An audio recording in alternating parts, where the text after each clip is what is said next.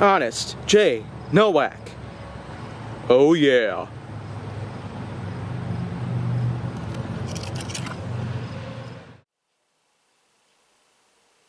A pleasure to meet y'all at last, and welcome back to Flying with the Foam on HJN. Once again. So, yeah, this is another occasion where I might as well break out the pad, read from it, only to realize that now I'm on another episode right here, and this particular episode is going to be kind of a special moment in one time, because, wow, this one is number 659, and this is where I should once again clear up the fact that I'm less than 100 episodes away from finishing this first season of HJN. But, to avoid getting sidetracked, here comes the Zombie Strike Revoltinator. Yeah, I'm bringing this big dog out here. And I tell you, this thing is just really big. It's yet another blaster that I should probably just clarify that, well, if I don't hold it in the correct way, then it would barely fit in the entirety of the frame itself. I could probably just zoom out, but yeah, that's as far as it's going to go because of the way that I placed the camera.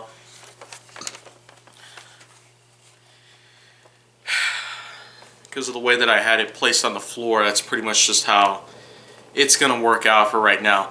But once again, I will say that this is a really big blaster, but not to let its size contradict with a lot of other things around here.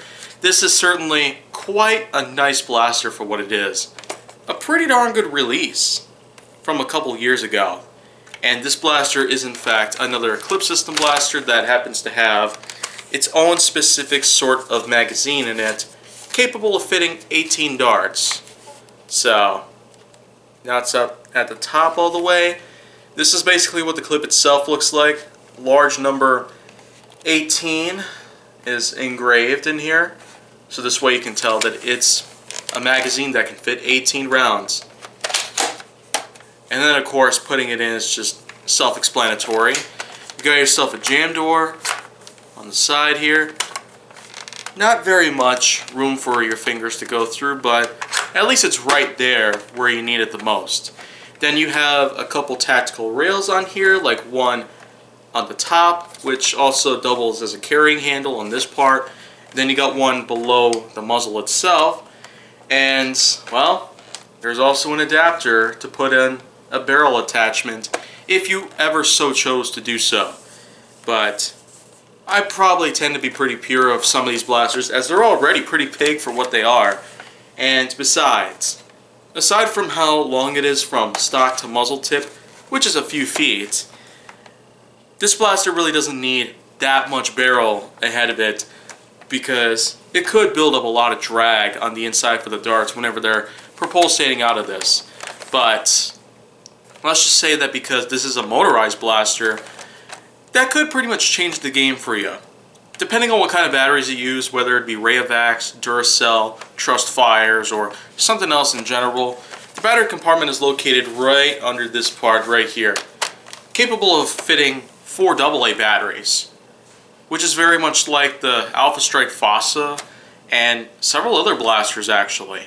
It seems to be that we are going to be slowly declining from the usage of C's and D's to make some room for A's, whether triple or double or otherwise. But I will say for sure that if there's one highlight of this blaster in particular, then its motorized action actually doubles as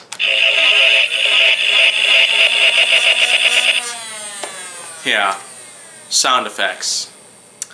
That's kind of one of the main reasons why I don't very much talk about this blaster, because, well, sound effects kind of ruin the experience for me when I'm handling this, because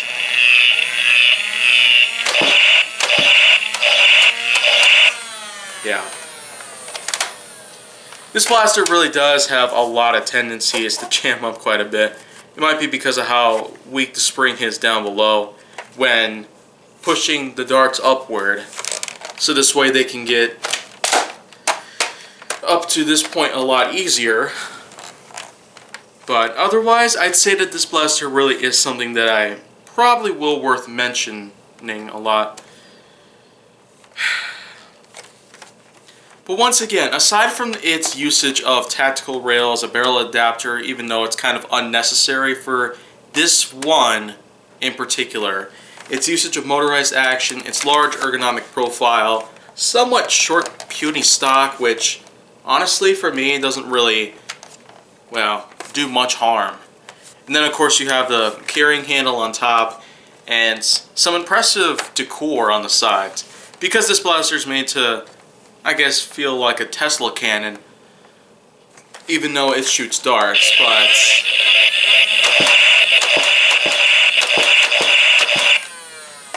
yeah. The sound effects pretty much just ruined it all for me.